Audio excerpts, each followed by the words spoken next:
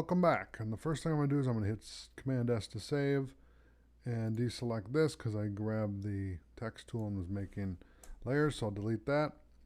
And we're going to talk about effects and presets. So let me go to Window. Let's go down to Effects and Presets.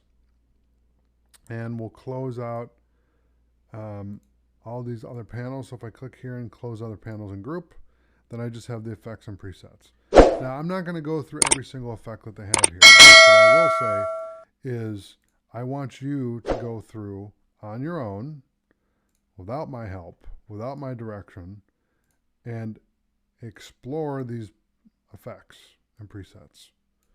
Okay?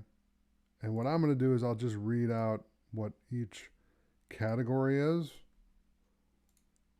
And then your job is to go through and figure out how to use these effects. Because if I show you everything, what have you learned? You haven't learned anything.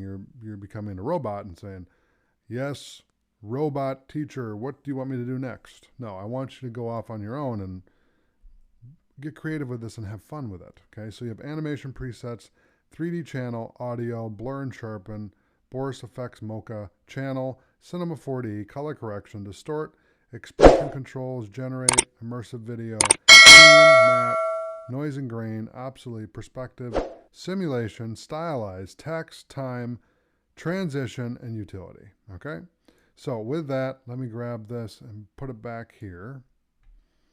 That's effects and presets. So, thank you so much for watching, and I'll see you in the next video.